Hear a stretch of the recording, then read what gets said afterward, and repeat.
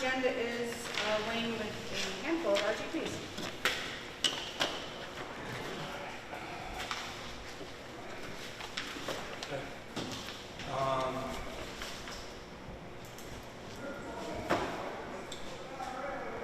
The first one is RTP 1922. Yeah, 1922 is for replacement AED pads for the ones that are going to expire at the end of November, and that's going to be $3,788.40. It's both pads, adult and child pads. The second one is 1923 for EMS supplies. EpiPen Seniors are going to expire at the end of November. A new suction unit for Squad 1 and a manual suction unit for the apparatus at Station 1. That was for $2,834.58. Okay. The next one is 1924, which is for the nameplate holders for the racks over at Station 1.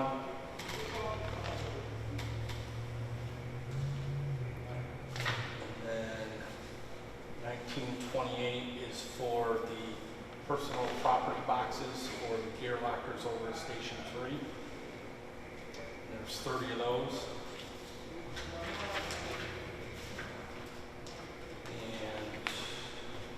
And 1929 is for a spreader for Station 3 for the ice melt. That was requested. And then 1930 is for snow tires for the three Chiefs Tahoes. The lowest pricing that I was able to get was through Goodyear under state bid was for all three vehicles was $2,013. And that is basically mounting and dismounting on their current rims. I wasn't able to get pricing for rims if that's the direction that you want to go. So currently it would be mounting and dismounting every spring and fall. And then the 1932 is my last one, which is toner for the printer copier at stores. I finally used up the one that was in there after 2 years, so I need another cartridge for that. Those are the RTPs that I have. If there's items that you feel you can wait on, that's fine. I'm just bringing up what was requested.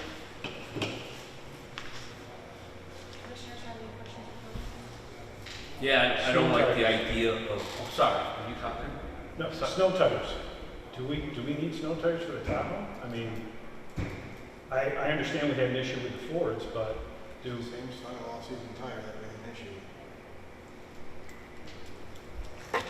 Snow tires were discussed with the interceptors. have we gone through a winter with them to see how they? The same style and brand as the ones that was on the interceptor. Well, I definitely don't like the idea of mounting and dismounting on a rim every year. That I'm not in favor of at all. I don't know, I'm not a vehicle person, but it seems like we should at least go through the winter, or at least start out and see how they operate. I mean, The only thing that I guess I could say about that is we know if it's the same tire that we had on the Fords, we rock them. Due to weather and slicks, it's like, it's the same. Again, I don't know this factually yet. I'm relying on Chief Rosie. If it's the same tire, same other than the size, we have some history. We have it. But it's not just, what did you say the cost, Wayne, just for tires? Just for the tires is $2,013. That's not just $2,013. No, It's because you're gonna have, 12 set, you're gonna have, or each 12 rims. correct, that probably $100 a piece for a plain black rim. You know, Because I wouldn't put any, if you're gonna go that route, you don't put anything fancy on it. no, you put a steel rim on it, I agree. But I'm steel rim on it. Yeah, and that's, But I have to say, I'm kind of in agreement with Rick of, I would like to see what we could do with the 1 year with these tires. Because those tires on those Interceptors were more than 1 year old when that accident happened. You know, the complaints started the first time we had it. They started that winter because they wouldn't go and they wouldn't stop. And they were brand new, less than 6 months old on the Interceptors. And it took until one was wrecked to get snow tires.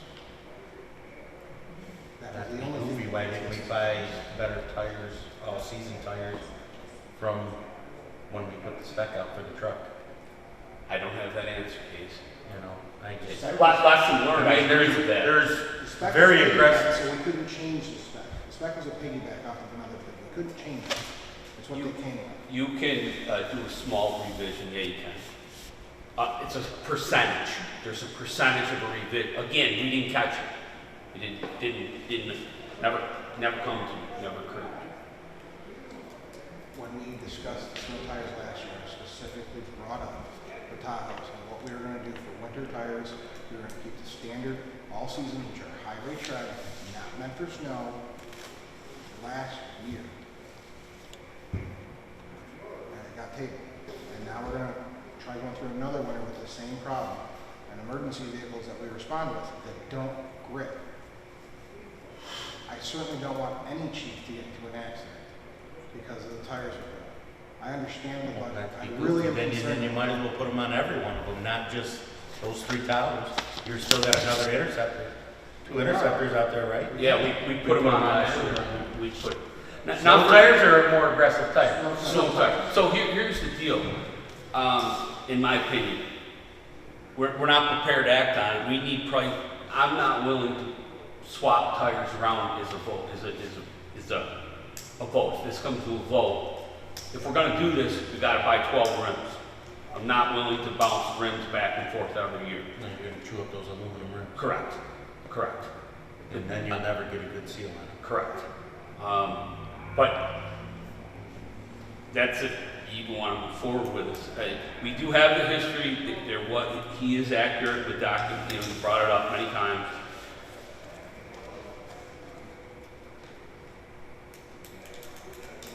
But regardless, we can't act on it now anyways. So do you want Wayne to pursue pricing for the rooms? I think there's more discussion to be had on this. The answer is, in my opinion, get us a price on a rim per tire, and we have to have more discussion because it's obvious we don't have a consensus amongst us. So we need to have more discussion. Do you agree? Yeah, I mean, I'm not an automotive person, so I thought the issue was a Ford, the way the Ford performed with that tire, and I thought changing vehicles, maybe it would handle differently. That was my thought on why wouldn't we wait and see how it handles? I'm not disagreeing, but it is, I don't know. I don't know that answer. I'm just asking, like I say. Can we leave it on the agenda to discuss in a couple of weeks at the next? That's what we need to do. Wayne, can you get us some pricing on a rim? That's what Any other questions on the immediate RGBs? I guess I have a little bit on the pads and pens. I understand why we're doing it because they expire and everything, but they're all expiring at the same time. Is it better to space these out every few months so you're not without per se, or not doing it all in one lump sum? I guess it's more for medical, I get that, but you're not doing it all where they're all expiring at one time. You're still gonna have to buy them, regardless of whether you spread it out over every 2 months. You're still gonna spend the same amount throughout a year. And then the pads expire every roughly every 18 months. And the same thing with the applicants. John, were we doing something with administering? The check and inject program, Is that the one where you draw it out and you, it's, they stopped all the training for that. Oh, okay. So we haven't been able to progress with it. okay, because that was like significantly less, right? Oh, it is, Yeah. If we could get training, the continuous training, and move into that portion before the next iteration, we're talking about $6, $8, kid versus 100 and something. Right, okay. Now we're paying out 100 and something for an event. The EpiPens were, let's see, almost $430 each. Versus how much? $10, you said? Because it's just a small vial syringe. And it's, Well, we got finite training, don't we? Specific mark syringe tells you I mean, basically, the adult ones are expiring, I want to say April or May of next year. So you're going to spend the same amount next year for adult ones. Yeah. The problem is with the How much adult were- ones, how you much have were to that have one? two. 430? I will add it to my notes. The problem with the adult ones is you have to have two per vehicle, where the EpiPen Junior you only need one per vehicle. And we only carry them on squads. I mean, it's part of doing business. There's no alternative now. Let's just hopefully get that training and, I'll let you And do we've mentioned it over the last couple of years, every time we have to replace them. So, Guess now we know why we had a $12,000 EMS program. amen. All right, we're good, moving on. Training class request for fire instructor. Yes, there's a fire instructor class coming up at the fire academy, kind of scheduled for 11:30 to 12:04. It is a class that I would like to attend, and if I were to commute, which is possible, I have an assigned vehicle, it's $40 for residency, it's $191. I would be, just to clarify, at this point, there's a waiting list for this class, so it's not even guaranteed that I'll be in, but they've had frequent cancellations as of late, so they encouraged, when I called down there yesterday, to sign up. So I just took the class last year, and you commute back and forth. You need time to do work to drive back and forth. It's an hour and a half each way.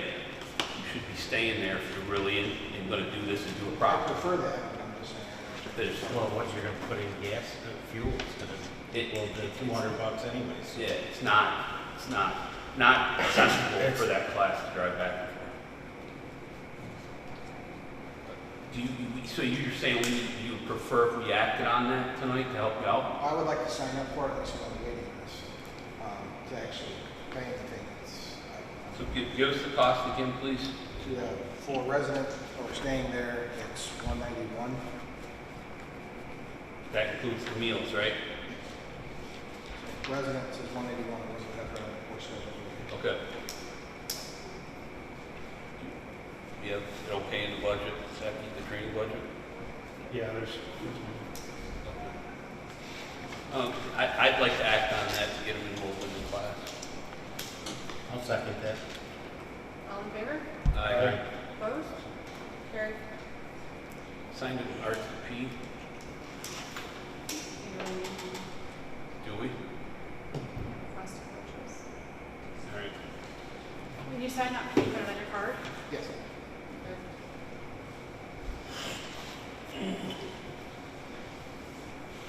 As long as you've got the training class thing filled out, right? Well, no, I meant the other one, the request for training. Which one, county one? The sheet.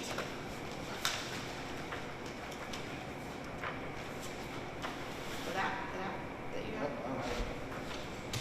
What did you do with it? I don't care if they have it. I don't have it. You don't have anyone? I don't have it. Well, I know this is a little bit different, but there is one that's currently you've been using. Derek did something on that. I don't know about that. I'll pass. Just fill that out and then Joanne needs that for record. Do you need digital one or just? We'll get you one. Just get it. Good.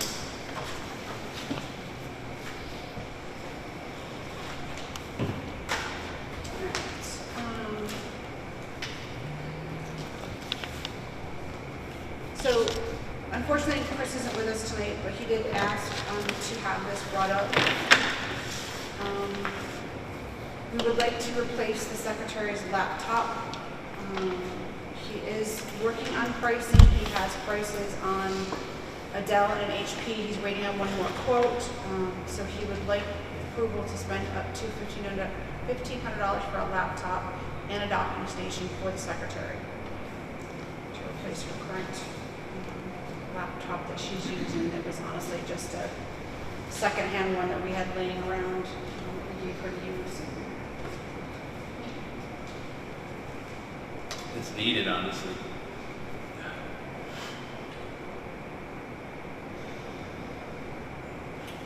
Let's see where we're pulling from.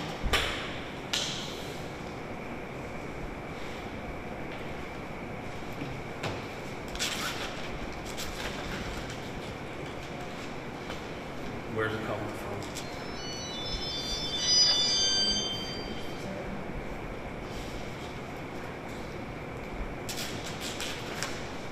I don't think we've spent anything. No, I don't believe so either. Isn't there money still in the computer side of things, Rick?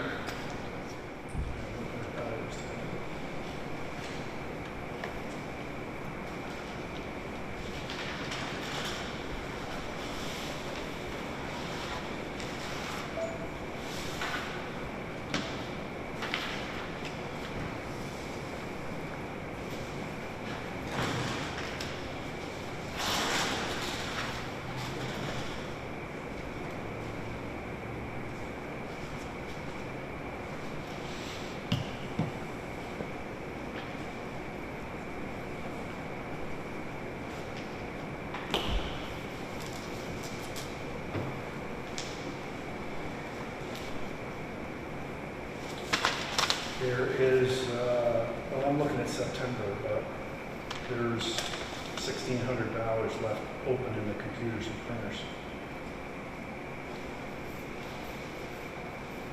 What is that, all the September budget versus estimate?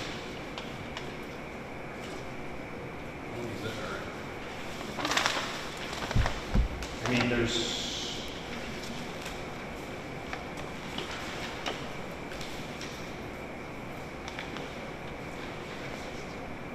$1,700 in administrative, miscellaneous administration, that's still there. There's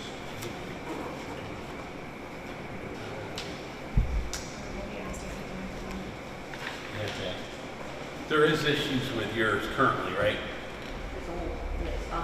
Okay. I'd like to support that and make a motion to not exceed $1,500 for a laptop and a docking station for the district secretary replacement. Computer, laptop, yes. Sorry, I didn't mean you. Sorry. Do I have a second? I'll second it. All in favor? Aye. Opposed? Carried.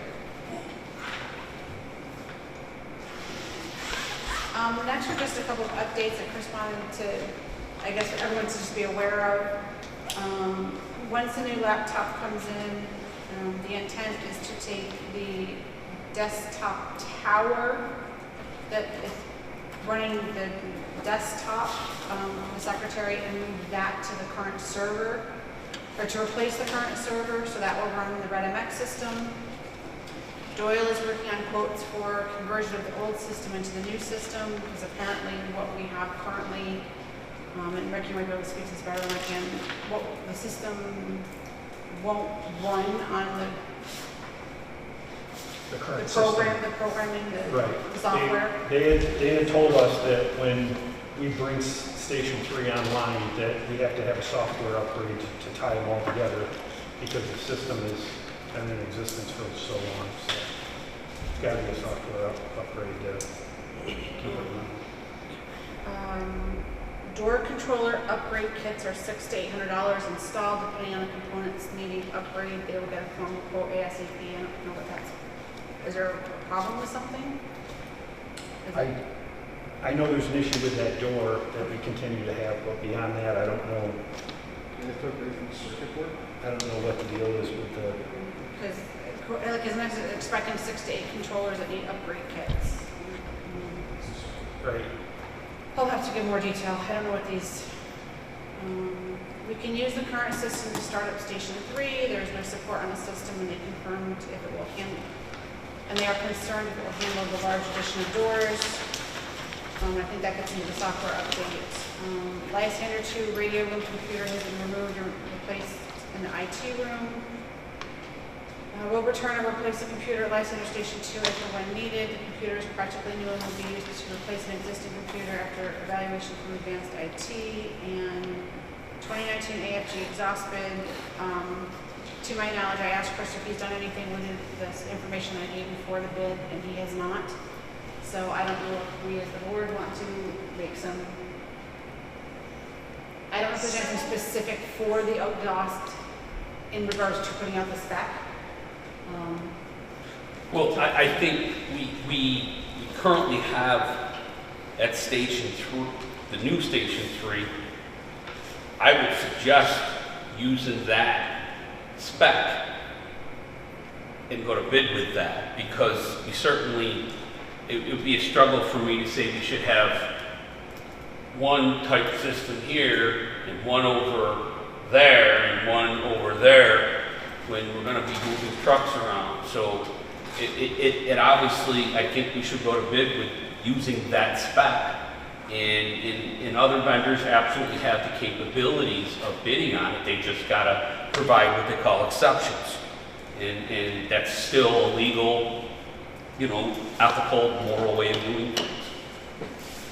Where did we get the spec that went out for? Quite frankly, we take what we used for Station 3. The architect created this spec. Yeah, and they bid on it, you know what I mean? So we don't have to reinvent the wheel.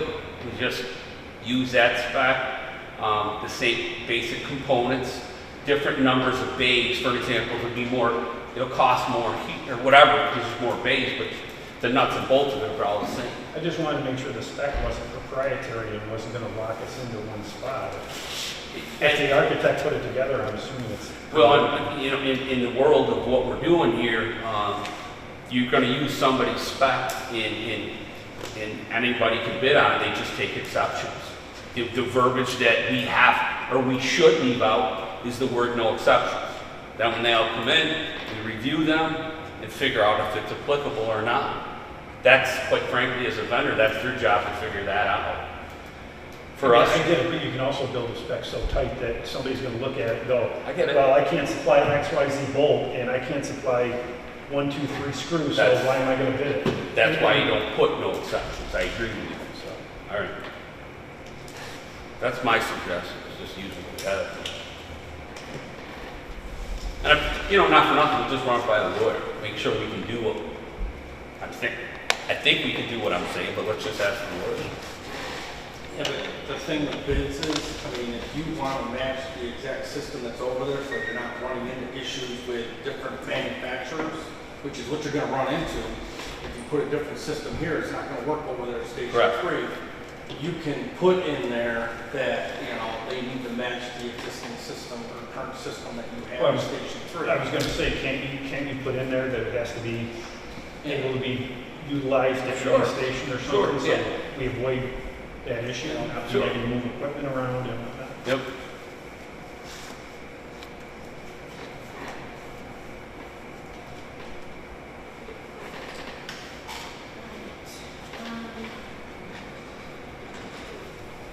Chief Rizzi?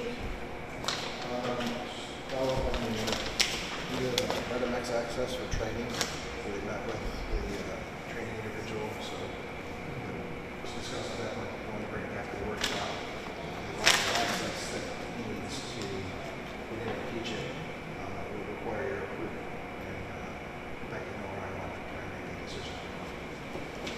So basically, we have a meeting with John and myself and Derek and I don't know, Jimmy Pete from Morris Corners, Liverpool. He's a chief there. And he was gracious enough, at least I thought, to offer to teach the chiefs how to properly input NIFRS reports into REDMX. Because they were concerned that they might not put them, I guess, in properly or weren't trained properly. So they just wanted to make sure they were trained properly, which I thought was a great idea, right up until the point when he said he wanted system administration access to the system. And I kind of went, I don't know about that. That's just my opinion. I don't like giving someone outside of our department complete and total administrative access to REDMX, because there's a lot of information in there, personal or otherwise, that he's going to have access to. The other chief asked for access? Oh. And I don't understand why he needs that to train them. Right. That's just me.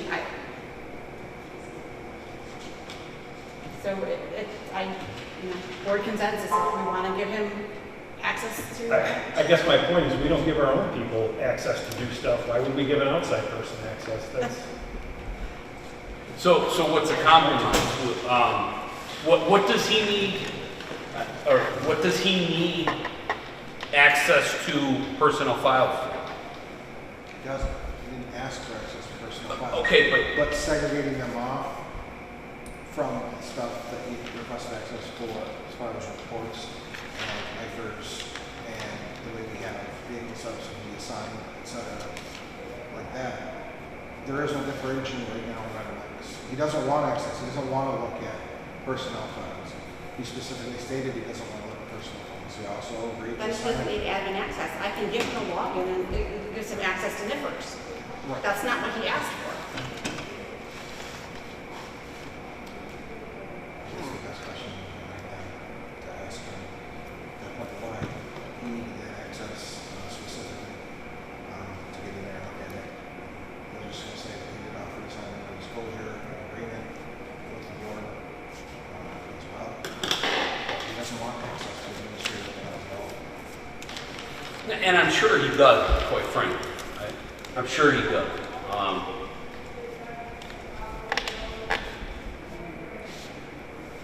Because the way Liverpool has their REDMX set up versus the way we have REDMX set up in the office, et cetera, it's different. It's not the same. Well, it's pretty, I would say it's evident that we're behind in using our REDMX system Perception. to its full capacity. So couldn't we, I would assume, I don't know anything about REDMX other than it's a secure, where we keep all our stuff. Couldn't we, isn't there a way to, okay, so if we know, for example, we're gonna do a training session from 7 to 9 on Tuesday, couldn't we only have it open for access 7 to 9 on Tuesday? Is there a way to password that, give them a temporary password to do what gotta be done, and then make it go away? I mean, I could be reaching So for they the stars. wanted to time out after so long. Kind of like our doors. You can remote in and say it's gonna be open from 7 to 9. Yes and no. Basically, it involves an administrator to go in and set it up and then take it back out. But yes, it can be done. How many sessions are you guys thinking? I mean, because quite frankly, Can you speak directly to REDMX and see if we can limit specific login? say that again? Limit specific logins away from member files? Is there a way to? I honestly don't. What, Yes, But you didn't can. Becky just say she could turn on NIFRS and that's it? And Yes, that's not what I'm just saying, in the meeting, that is not what he said. He said if he couldn't have system administrative access, he wasn't gonna do it. So this is gonna probably open up Pandora's box. Before we couldn't get guys to go to training on REDMX. Couldn't do it. Now it's different.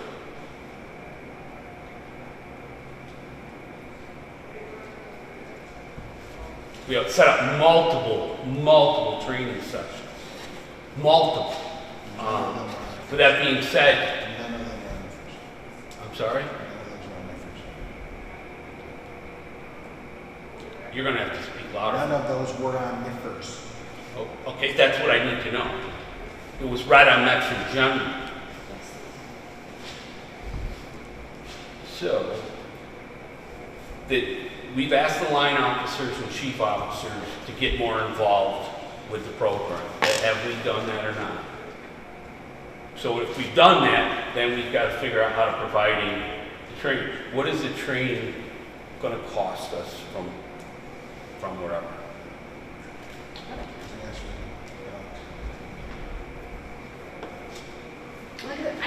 I have absolutely no problem with him coming in. No, I and understand training. your concern, though. I just don't feel like he needs access to personal medical records. And I'm not saying that he's going to go in. I don't know the guy from Adam. I'm not saying he's going to go in and look at him at all. I just don't feel comfortable giving that to somebody. But that's what was my question, and that's what I tried to ask him that day as well. Is I don't know where I'm not well enough to say, can you provide access to everything, that setups, etc., except personal funds? Is there a way to just turn off personal funds? I don't know. We have to find out. But I was thinking, it just hit me. I don't see why that would. We can't give anybody access to personal files. We're opening ourselves up for a lawsuit. I understand that. That's So- why I just asked that question. So can we? I- She said we can. Right, so if we can just turn off the, It's just like anybody in the department. We can go in and I can create a login for Jeff, and Jeff can just see his information. I can go in, Rick has a login. Rick can see a multitude of information. Megan has administrative access. I have administrative access. I think Rick is just like one step down from administrative because you didn't want it. But we pretty much went in and turned. So you have each, so it comes up in like almost like a Is it a- spreadsheet, and you turn it on, like, do you want them to see reports? Yes or no? Do you want them to have access to this? So- Yes or no? Just So- check box. can't we just give them everything but the I was just going to say. personnel? Then I make that suggestion, give him everything but that one thing that he doesn't need and doesn't want to look at anyways. So to me, it shouldn't matter after that point. I'm willing, and if he's not willing to help us with the parameters, then we'll have to get somebody else that will. I mean, I think we're not being unreasonable. I don't think he should see our personal files either. Not that he's looking for them, but again, There's no reason to have it. If he doesn't need it for anything, there's no reason to give him the opportunity to have it. I just don't think we can.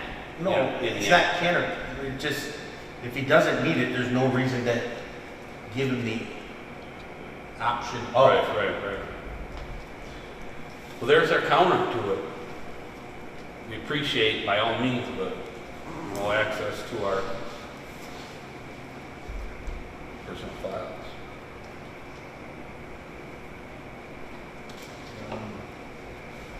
The other thing is follow up on the training program that was requested. Updated quote would start 12/1 and continue through 2021 with a balance due date of March 1st versus January 31st.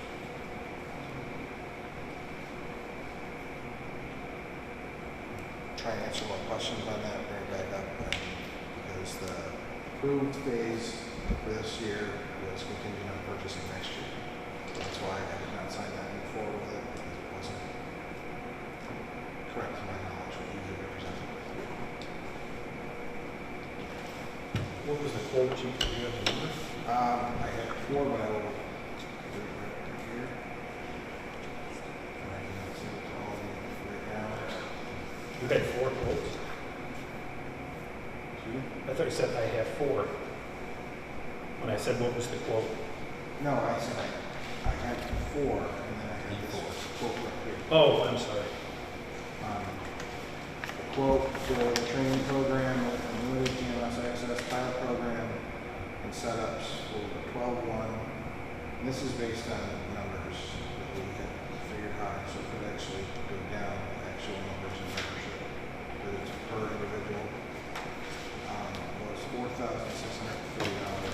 That would the request of the department coming from EMS because it's a pilot program and part of the rest of it come from the training budget. They're gonna follow up with the platform. It's still looming COVID potential is the increased diversity of online training available in case the government changes things us again. I was in favor of that option as well as individuals that may have to do training. So how is this gonna compare to your normal training schedule?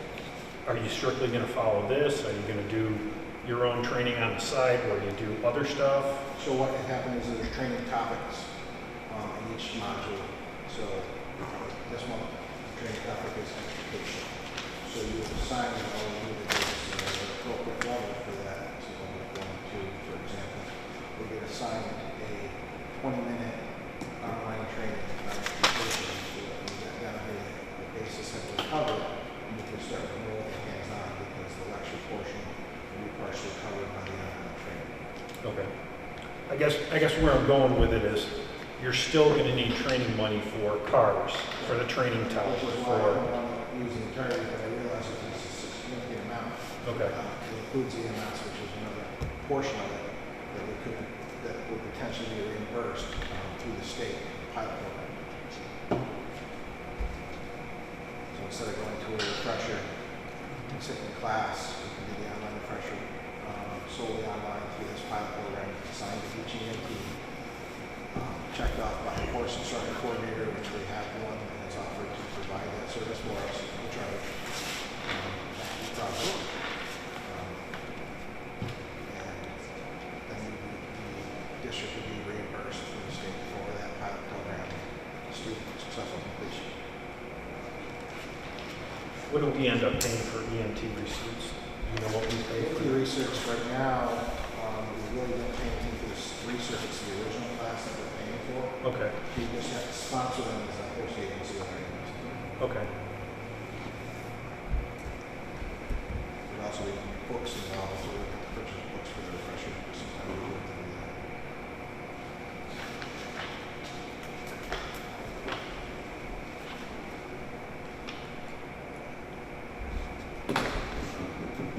This program also, I apologize, I don't remember who was here for the first initial discussion. This program, when you assign it, it automatically tells you. So as soon as John Rosico logs in, he looks in his course assignments, and they're either green for done, yellow for still not done, or red for past due.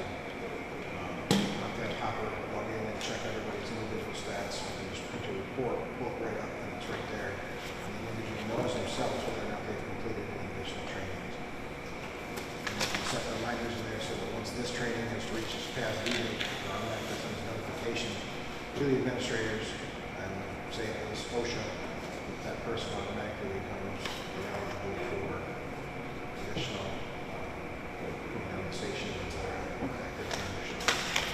Do we have to enter any of that information, or does Megan, or do So they take all care the of it? information, part of the cost for this is the setup. So we give them the names of every individual in the department, their current level, which I have on this for me to inform review, their current level, and then we would set the assignments. That's the training chief would go and set the assignments within useful for the district chief. So when you set the assignments, those are assigned, again, all your OSHA assignments that are assigned with due dates and hard fast due dates. If they're a basic EMT, putting max a basic EMT, he's going to do the pilot refresher. Part of the registration process when comes in here, it's a copy of the spare card, expiration date, and then it tells you all the classes you have to complete the pilot in a timely manner and when they're coming due. So as he checks those all off, if he clicks under his EMS portion and all checked off, he schedules an appointment with the CIC, print out all the paperwork, send mails into the state, and he gets the appointment.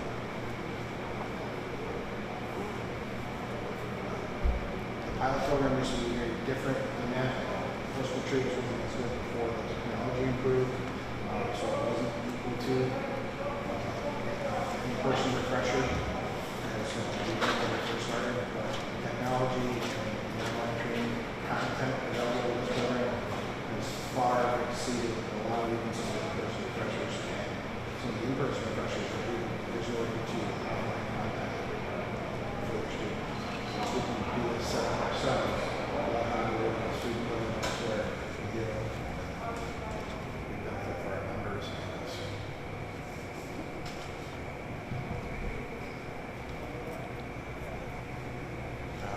And also with the fire side training report, a lot of the big things that you have, ISO special details, traffic, paperwork, content. Minimum content being a minimum assignments, et cetera. Pull ISO report directly from that. For every individual, that report. We can do a similar thing with Renomex, but it's very labor intensive as we individually want to each and every one legal for that. So this would take a good portion of our training to online from in-person, right? It would take a large portion of, so.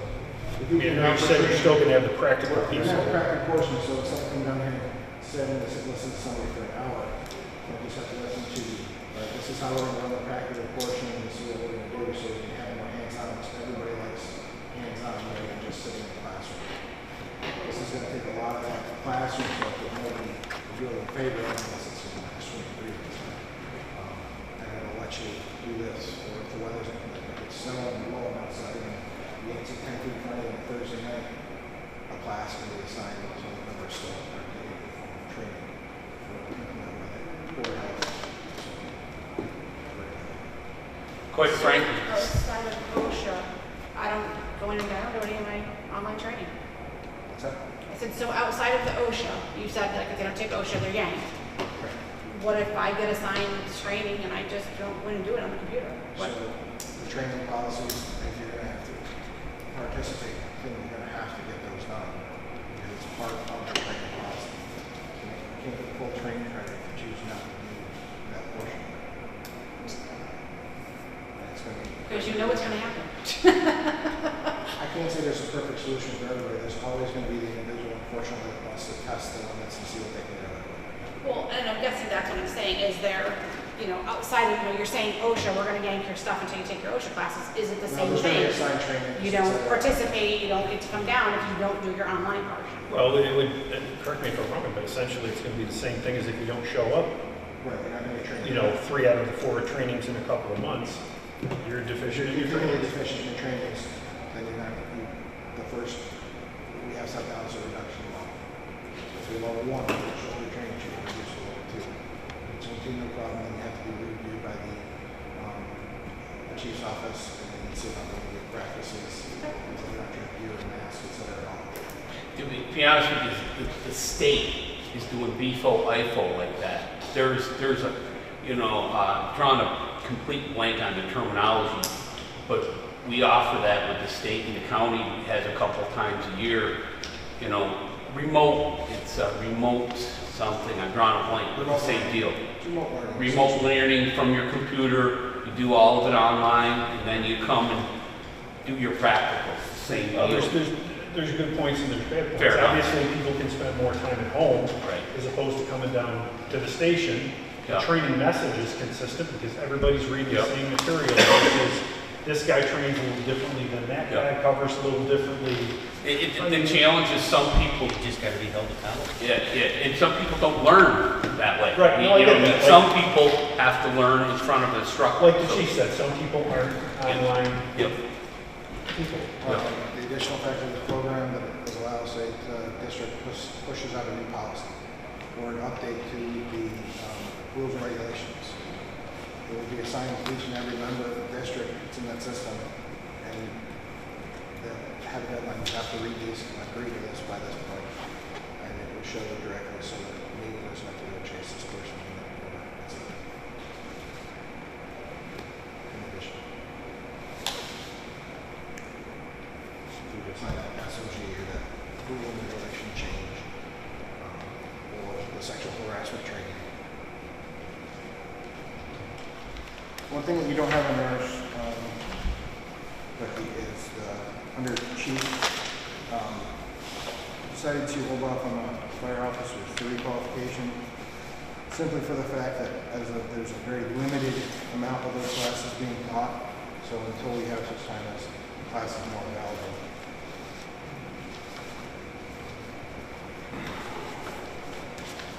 Start Lieutenant.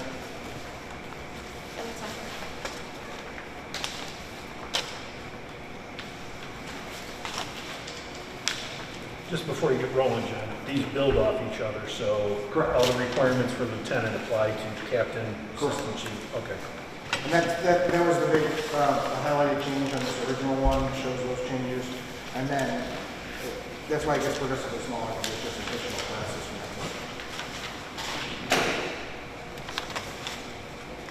So under lieutenant, no real change with the firefighter 1 or equivalent. Just hazmat, first responder operations. The new firefighter 1 IFO-BFO includes the hazmat first responder qualification, just for the differentiation. Emergency vehicle operation, the CVO, or the McNeil course with practical exam, documented practical exam. Accident identification.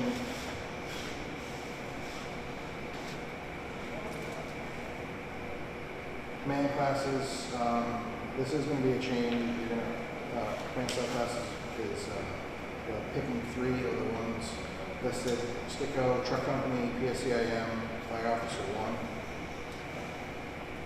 Period qualifications no change. 200, 800 no change. 1403 is no change. Driver for all station apparatus for your assigned station. And then 12 hours of continuing education. Question. Okay. 2 questions. Okay. Number 1, you have no pump operator on here. I would think any line officer better have pump operator. If that driver has a problem with water, I want to make sure somebody else knows. It is not specifically listed, but we are currently not clearing anybody for station apparatus without being qualified. Okay, I guess my argument is that's nowhere in writing. And I personally would like it black and white in here as opposed to, well, we have a general policy over here that we don't, and there's nothing spelling it out that specifically says you have to have pump operator. That would be. You can add that. It's not currently in the requirements. It is in there for lieutenant, and it's in there for captain, it's in there for, on the current one. I hadn't gone to captain level. I don't disagree that pump operator should be there at all. I don't know why it was left off the lieutenant. I'm sure it was probably just an oversight, I'm just No, saying. we can certainly, absolutely. Because it's number 4, it's number 4 in captain, it's number 5 in deputy and assistant chief, and it's number 5 in the chief requirements, so I'm sure it just got omitted, but again. And you don't have anything for faster RIT training, was that taken off or left out on purpose? Because I know in the general qualifications, it says any officer is supposed to be faster RIT trained. It shows fast under captain. Okay, so they moved it then from, I got you. So if you're a lieutenant, you're not going to be in charge of a fast team? I wouldn't say that. We do unfortunately have fast teams that go that aren't officers at all. Fair enough. Fair enough.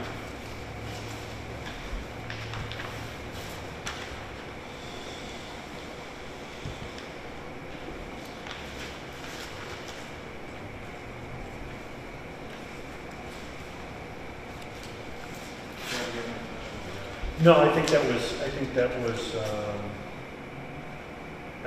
it. I was trying to compare my old to my new, and then you gave me new ones. So now, I just want to make sure that I understand when you're saying command class, pick 3. They have to have 3 command classes for a lieutenant spot? So the 3 classes that are listed, they have to have 3. Is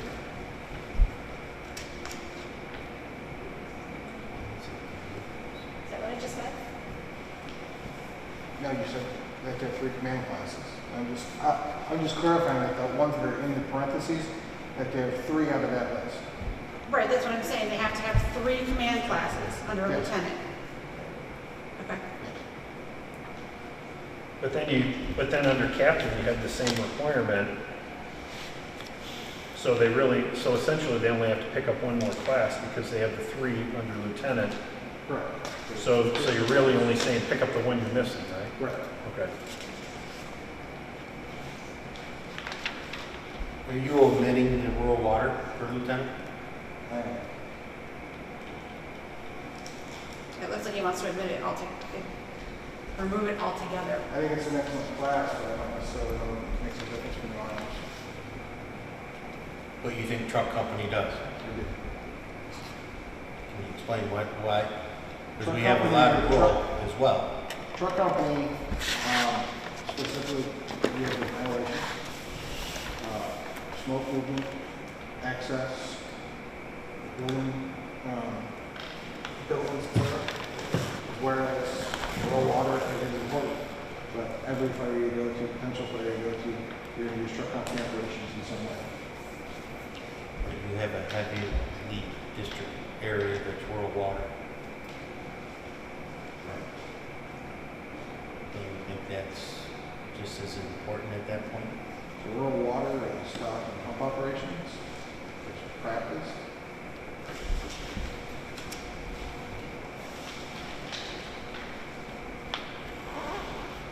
And the current class that we are utilizing is not a certification class. That in water is not a certification class? They hand local you certification. something that says you did it, but it's not a state instructor or anything like that. He's an outside contractor.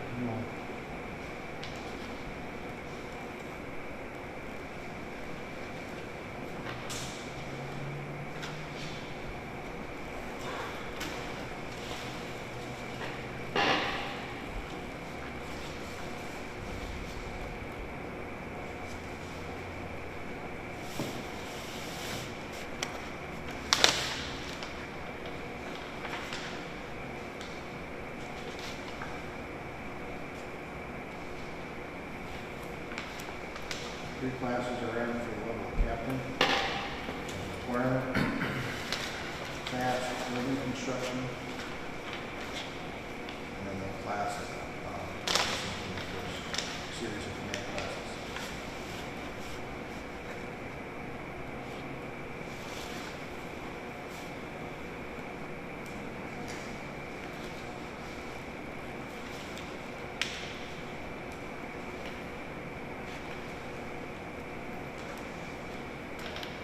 So again, I just want to make sure that when you're saying building construction course, are you saying only the 2 that are in parentheses?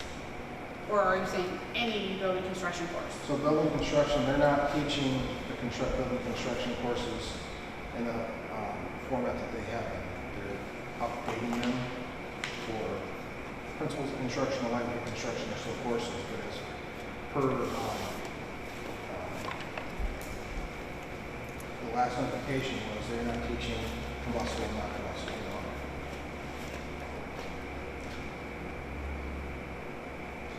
Are we missing, so I think we're stuck on terminology. Okay. I think, now that I'm thinking about this, I think we're stuck on terminology, John. Because under building construction, it states there was a principles of building construction, there was lightweight construction, and they are rewriting the modules. They absolutely are. So we could reword that to say 2 building construction courses, because they're changing all of the names of them, and it's going to make it difficult. That's what I'm getting at. That's exactly what I'm getting at, because I can tell you the D-roll, the extrication class, the building construction class, they were all in the middle of major revisions, and then it stopped because of COVID. Things are starting to shift a little bit until I got the email about shutting down on Friday from the state. I think we got to tighten that verbiage up, because, like, I'm looking at something that caught my eye, John. Would you prefer to say two building construction classes? Where we get dicey, if you remember, well, I don't think you were. We had a person submit for an ICS 300 class, submitted to us to be eligible to run for the position of whatever, I can't remember. Well, assistant chief. that person said, hey, it's online. We say, no, it wasn't, you know, that's not what we wanted. We wanted an ICS 300 class. Well, if we don't have the verbiage correctly, that was a pretty interesting discussion. So you follow me on that? Because when we were coming through, right, it was building construction, lightweight, you know, Right. heavyweight, whatever. And now that's, yeah, I think that's, I actually think, I can amend that to say 2 building construction classes and then we'll provide a list of acceptable classes. Is that better?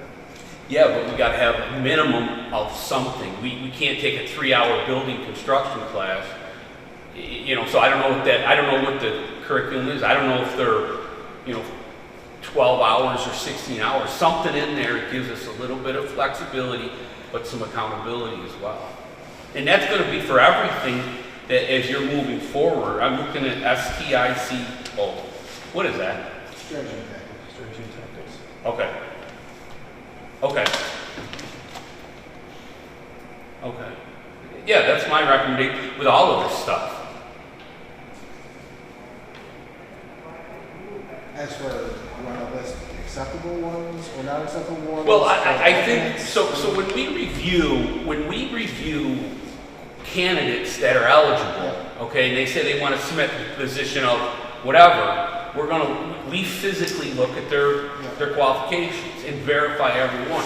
Someone says, hey, I've got building construction, lightweight, and then today's is building construction, whatever, we're going to have to look at this and say, is that comparable, compatible? Because I can tell you, it's going to change 3 times in the next 4 years. So how do I know. guess, how do I word it for that to be acceptable if I don't know what they're going to call them courses? So are these 2 classes you list the same number of hours, do you know? Lightweight construction is approximately 16 hours, and principal construction is 5 to 6 classes, depending on the instructor, usually 3 to 3.5 hours per Yeah, class. yes. So you're looking at the 15, 16 hours? Yeah, without question. Without question.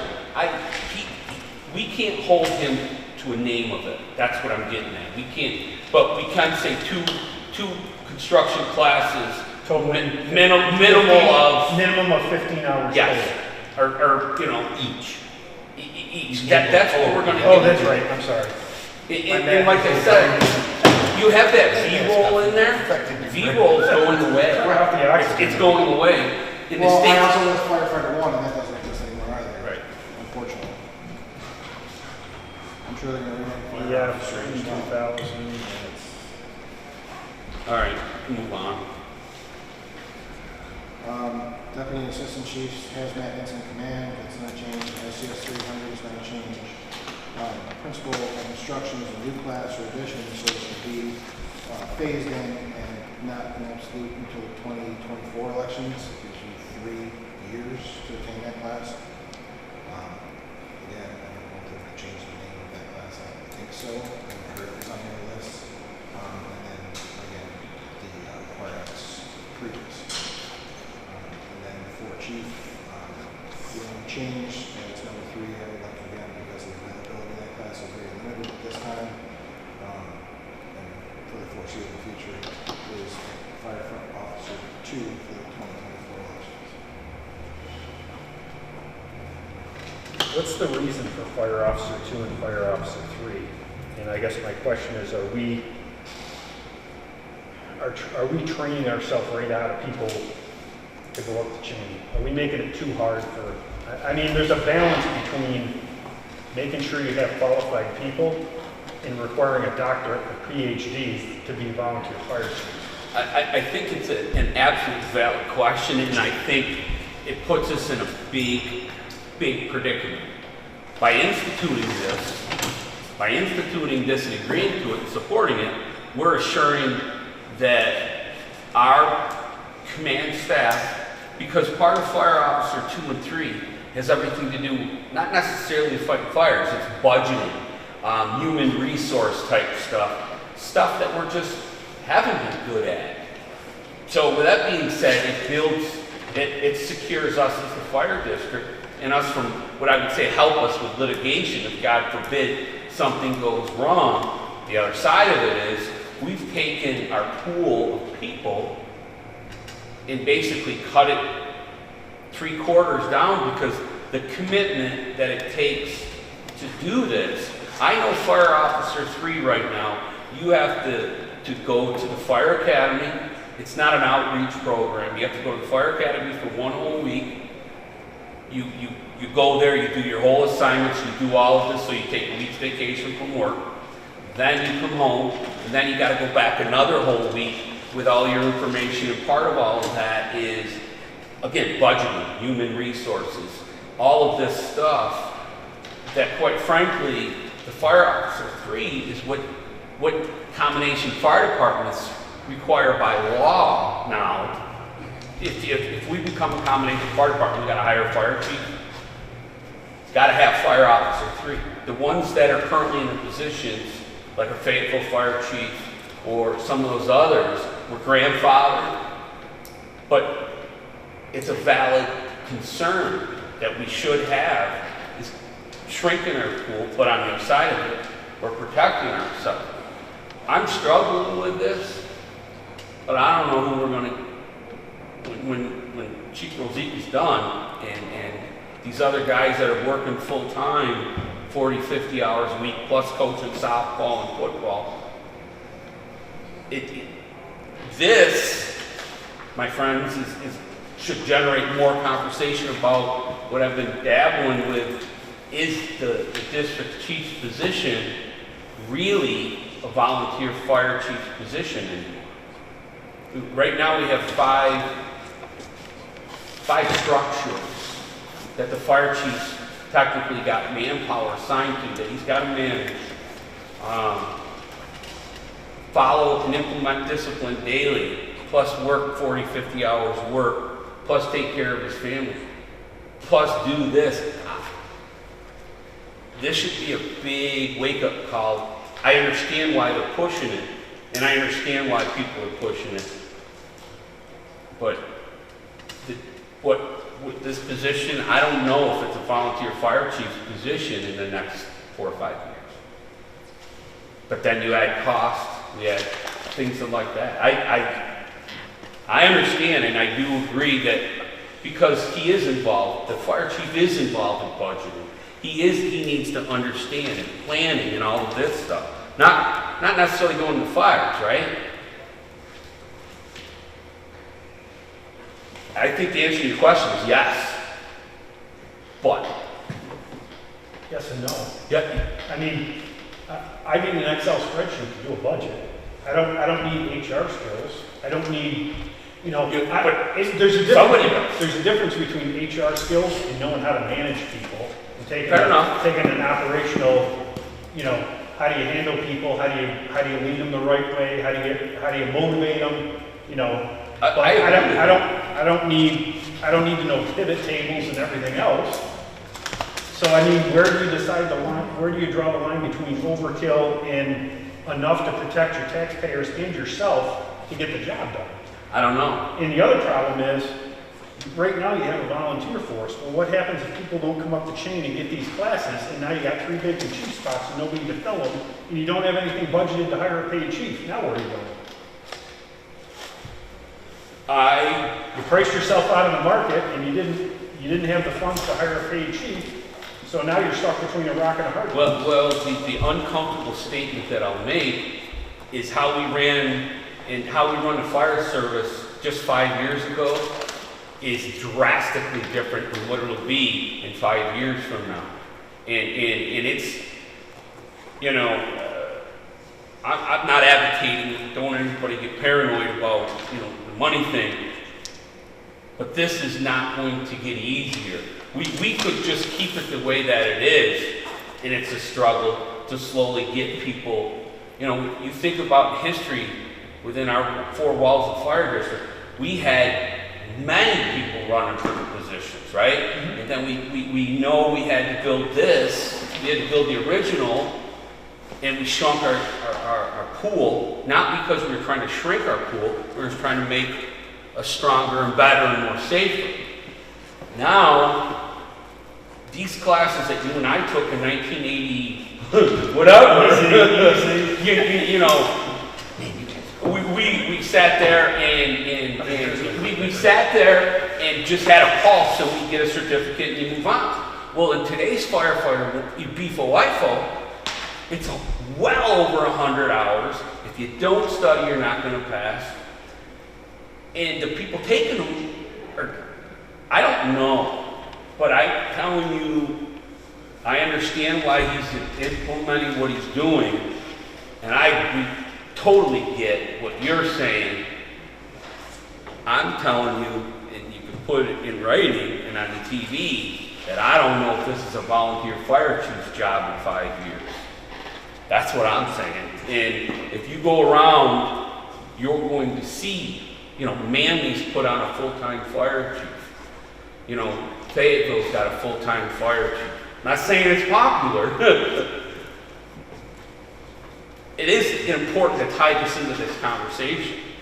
You know, I've been dabbling a little bit. I had a conversation with a mutual aid guy this afternoon, and said that's where I'm thinking. You would have thought I had 4 eyes, but the reality is, how do we expect a guy like him that's got a young family to keep doing more and not getting paid anymore, right, John? You getting rich on this deal? You get a Tahoe and you get a car. But anyways, I don't know that answer, bro. I get what you're saying. I totally do.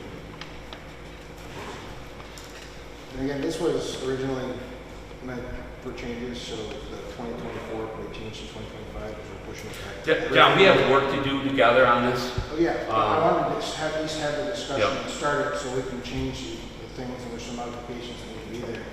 And I sent Megan, I can send you all digital copies of this as well, if you prefer that method. But I'll view on that as well.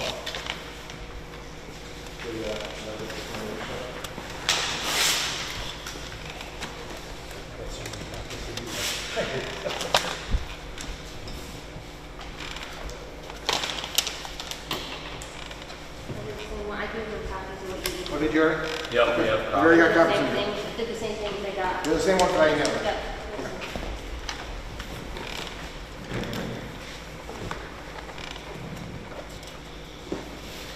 So,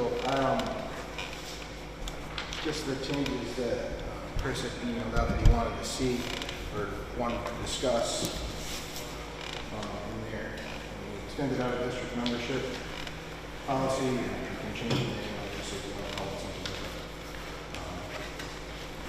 So, under section A, it was changed to must live beyond the adjacent fire district of the Northwest Fire District, but reside within undesignated or civil counties.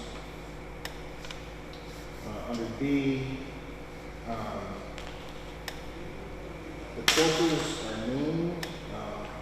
As far as having completed all of those, most folks, they're looking at, I'm not going to limit it to just say all or one, because operators and skilled persons with tools, etc., are needed as well. So I did not want to let the level one.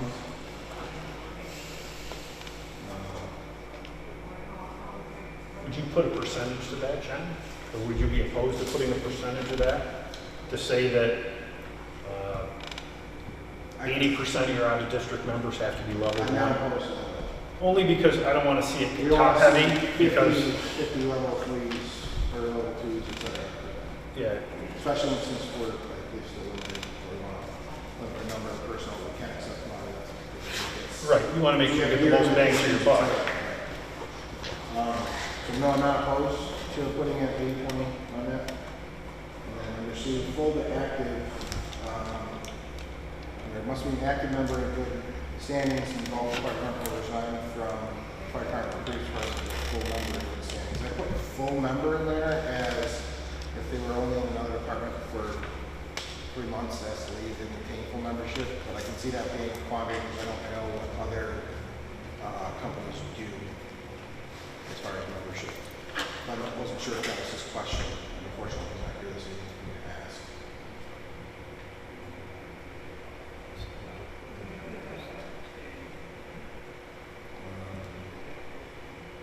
My idea put in there, shifts would be a minimum of 4 hours, not with 4 hours, because that's the minimum hour requirement for any standby. It's listed under the current point system that we utilize. Which one are you, which one I are would, you? B, minimum shift length. I had, minimum shift length of 4 hours. Oh, okay, you had it, that's right. Yep. Gotcha.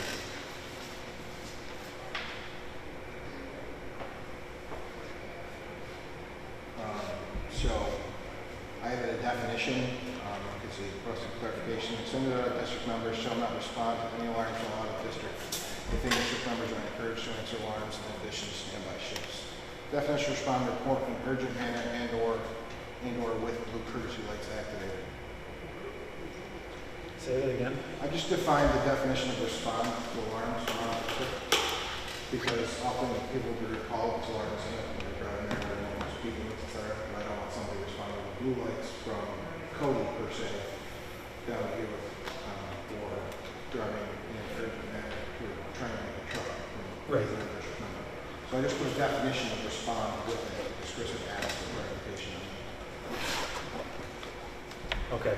I was just thinking of approaching it the opposite and saying, when responding, an out-of-district member responding to an alarm is to follow normal vehicle traffic laws. Instead of saying, you can't respond doing this, you should be doing that. I don't want somebody construing that as, oh, geez, he mentions a blue light, so I guess I can use it. You know, not reading it correctly, I guess, or interpreting it Okay, correctly. I just said that you're not allowed to respond, so I define respond as to what you're not allowed to do.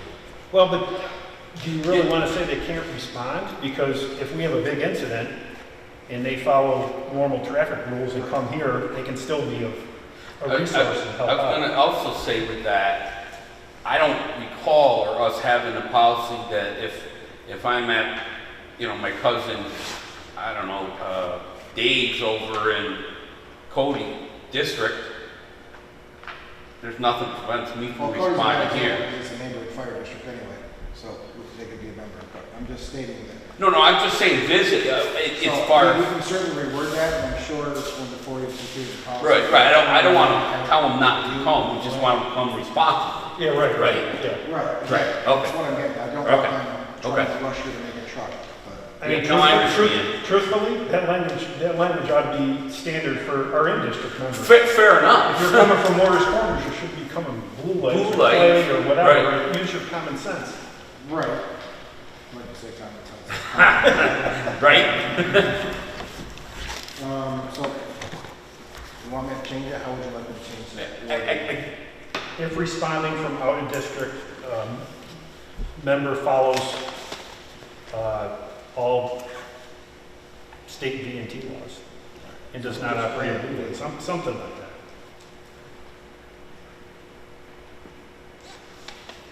They will not use a blue sign. Well, absolutely no use of common sense. That's subjective. All right.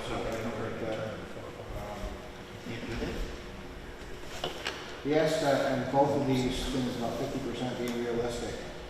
50%, I know there's a number, in essence, I put 50% because that was the requirement for all members to be active, but we have a different definition in the rules and regulations. Essentially, for scheduled trainings, et cetera, and requirements, they would have to meet the same requirements as every other member. Training required. Training requirements. Absolutely. Whatever it is, it is. So they would have to meet the same ones. Yep. What I was going with, so he questioned the 50%, so I will amend that to whatever is currently in the. Yeah, whatever in line with everything else, yeah.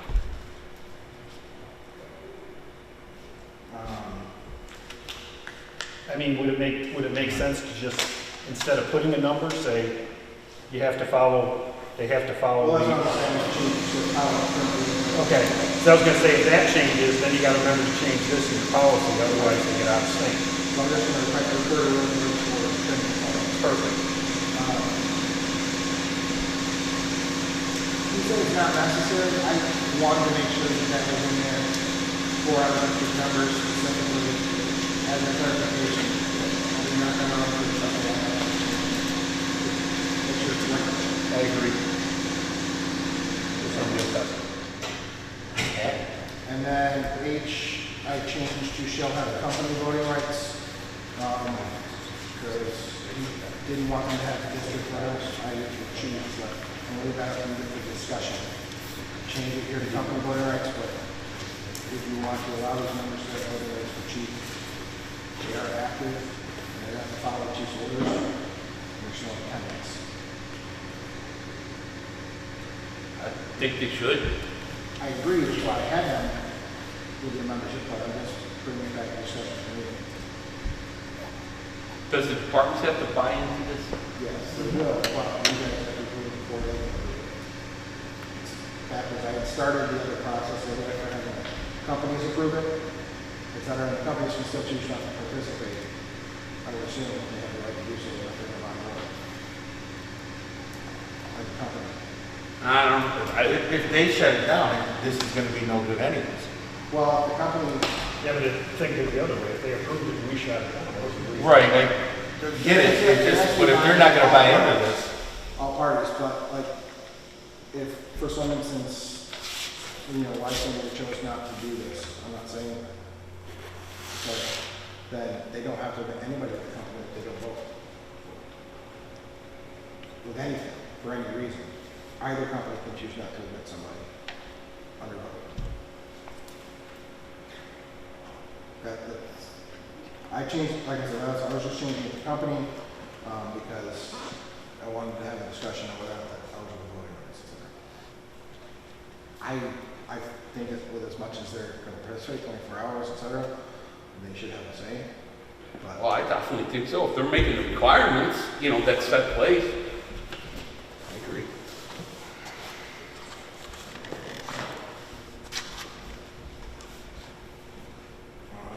that was the last change, but I can answer questions on the remaining. I did.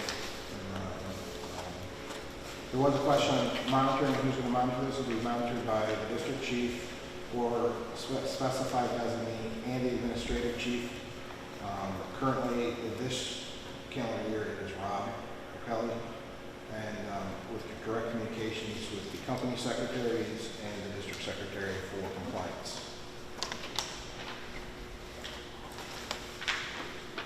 Essentially, they'll get a spreadsheet saying these members are either in compliance or not. Wasn't there a review process, chief, or am I confusing policies? There was not, the attendance one had it. Okay.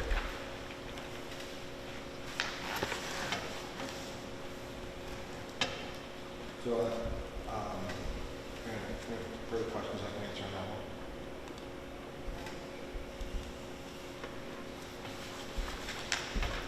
The attendance exemption policy, members being granted participation in attendance exemption shall conform to all active member guidelines except for those amended below. Member being granted participation in attendance exemption policy shall be afforded the same rights and privileges of any active member if applicable with probationary period is completed. Eligible to participate will be decided jointly by the chief's office, the executive board, and the board of commissioners. And then two was examples of the criteria that we would like to limit that to. I did not have that. I want to have that discussion. You guys just provide what was on the report. Must be an active member of good standings. Involves or less under fire companies prior to introducing the program.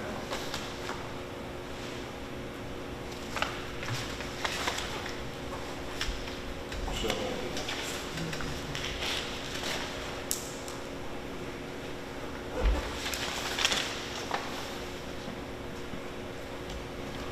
current members wishing to enter the program would submit a letter of request for review. Entities, there was a change from the original.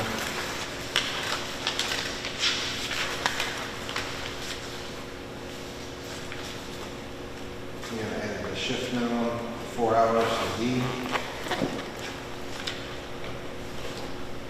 So correct me if I'm wrong. Yep. The attendance policy is for, I'm having trouble because I'm working 2 jobs and I can't make my 10%. So I commit to say, I'll do 2 8-hour shifts a month and, 3. okay, sorry. I'll do 3 8-hour shifts a month And that will equate for that 10% that I can't hit because I'm Not here. not here when the calls come in. Is that essentially what Yes, this? that's what this policy is for. Okay. Are you jamming yourself up when you say they have to be a member in good standing? Because technically, if you're not making 10%, you're not in good standing, correct? Yes.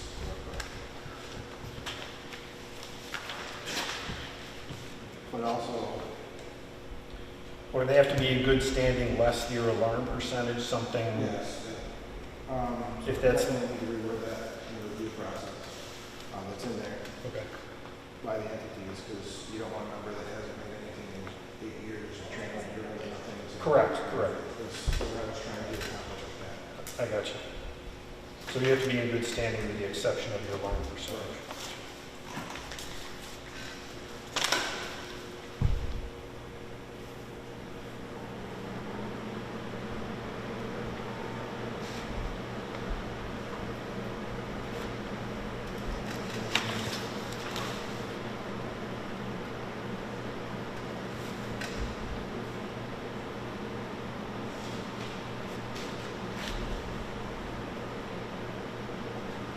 Again, the training, for after the training, 50% will be changed to current regulations.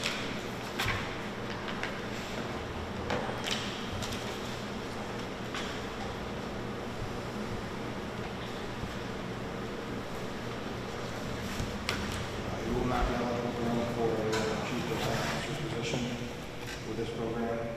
If your time is that limited that you need to enter this program, the additional commitment still makes sense. Correct.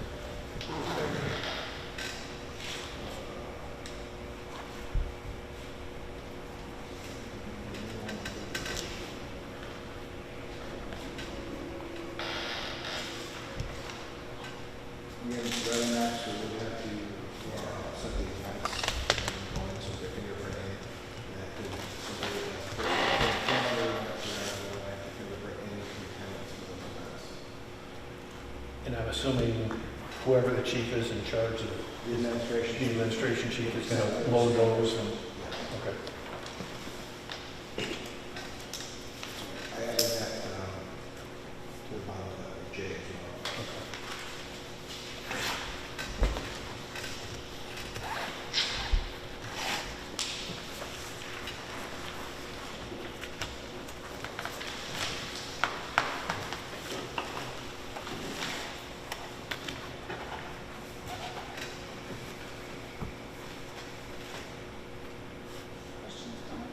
No.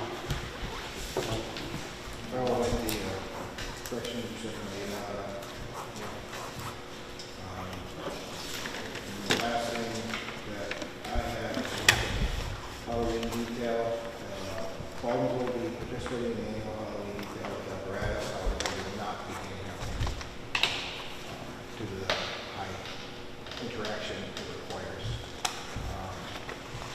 Lysander has submitted a plan to hand out pre-bagged sections of candy with a mask and glove individual that they would stop by the station for and then drive up type thing, as is permitted under health, New York State Health Code currently, instead of just going up to the end and getting on the street and handing out candy. It would be pre-bagged and masks and gloves would be required. Just submitted for the license chiefs. Hours of operation, Just look on Facebook, it's been out there for like over a week. He actually just sent up. Don't bother to ask if you're just gonna do it. 18,000, they informed me that the chiefs meeting, and told them I wanted to put out in writing how they were going to handle the procedure, so I could inform you. And if it wasn't approved by the board, they would have to parallel cancel it.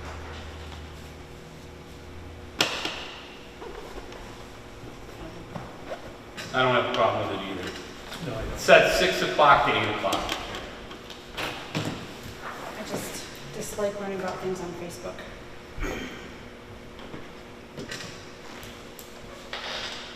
All right, moving on. Resolution 2030 to override the tax cap for the 2021 budget. Whereas the Board of Fire Commissioners of Northwest Fire District must adopt a proposed budget for 2021 and estimate a fund balance in preparation for the annual Fire District budget hearing and did so in preparation for the budget hearing. And whereas the Board of Fire Commissioners of the Northwest Fire District held the annual Fire District budget hearing on notice to the public on October 20th, 2020. And whereas the Board has considered the proposed budget and comments received on the proposed budget on October 20th, 2020 at said budget hearing. And whereas the Board has determined that the financial needs of the Fire District and Fire Department for fiscal year 2021 cannot be supported by a budget that would comply with the real property tax cap established pursuant to Section 3-C of the General Municipal Law. The proposed budget for 2021 calls for a real property tax levy that will that will exceed the real property tax cap, permitted only a 2% increase in said tax levy. And whereas Section 3C of the General Municipal Law provides as follows: the local government may adopt a budget that requires a tax levy that is greater than the tax levy limited for the coming fiscal year, not including any levy necessary to support the expenditure pursuant to subparagraph 1 through 5, paragraph G of subdivision 2 of the section. Only if the governing body of such local government first enacts by a vote of 60% of the total voting power of such body a local law to override such limit for such coming fiscal year, only or in case of a district or fire district, a resolution approved by a vote of 60% of the total voting power of such body to override such limit for such coming fiscal year only. Now therefore be it resolved that the Board of Fire Commissioners hereby approves a determination to override the real property tax cap for the 2021 budget only in order to permit an annual real property tax levy that will exceed the real property tax cap, permitting only a 2% increase in said tax levy and result in a final annual fire district budget in the amount of $1,843,485.38. Second. Yes. Tony, Yes. Rick, Yes. Stacy. Yes. The resolution was thereupon duly declared to have been adopted, dated October 27, 2020. Good Lord. I think, Rick, you're up for the next one. Resolution number 19-31, approved final budget for 2021. Whereas the Board of Fire Commissioners of the Northwest Fire District must adopt a proposed budget for 2021 and estimate of fund balances in preparation of the annual Fire District budget hearing, and did so in preparation for the budget hearing.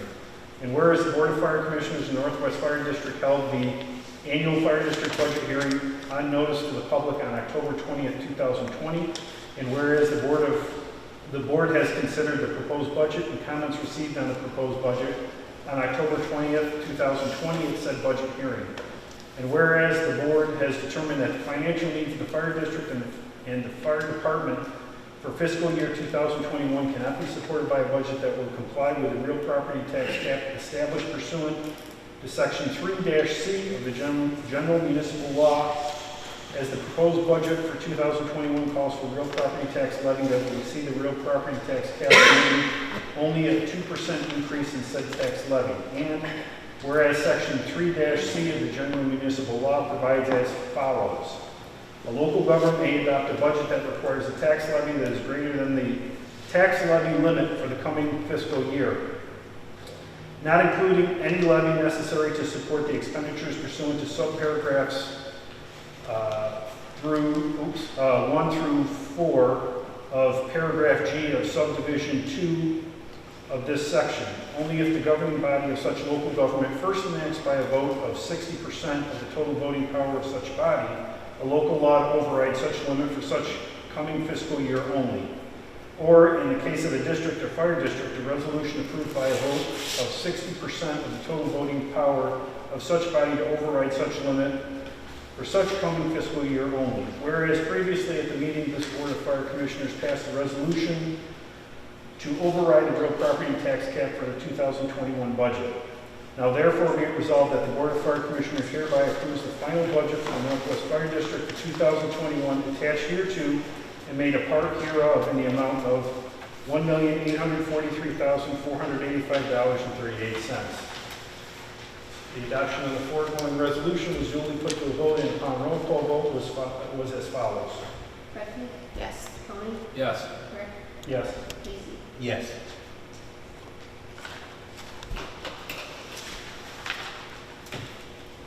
All right. Resolution 1932, resolution appointing board of elections. Whereas section 175 of the town law provides for a special election of fire districts, and whereas the board of fire district commissioners is authorized to appoint election inspectors and ballot clerks as such, at such elections. Now therefore be it resolved that the following resident electors of the Northwest Fire District are hereby appointed to constitute the board of elections for the Northwest Fire District, and a fire district election to be held on December 8th, 2020. Louise Corrigan, chairperson; Brian Corrigan, ballot clerk; Charles Pickard, ballot clerk. And be it therefore resolved that the chairman and ballot clerks be compensated in the amount of $40 for their service in preparing the registration records and attendance at the special election. And be it therefore resolved that in any case of the members appointed therein are unable to assume or perform the duties required of them, this Board of Fire Commissioners will appoint alternates who are resident electors. And be it further resolved that if clerical help is deemed necessary, the Board of Fire Commissioners will consider the appointment of such clerical positions upon request of the chairman of the District Board of Elections. Resolved October 27th, 2020, Northwest Fire District Board of Commissioners. Tony, Yes. Rick, Yes. Becky, Yes. Casey. Yes.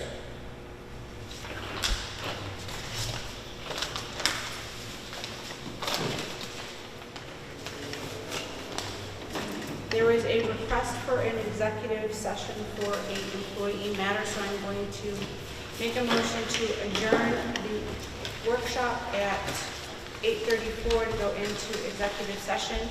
There will not be a decision made, and then we will come back out, adjourn the executive session, and go back into the regular business. I'll second. All in favor? Aye.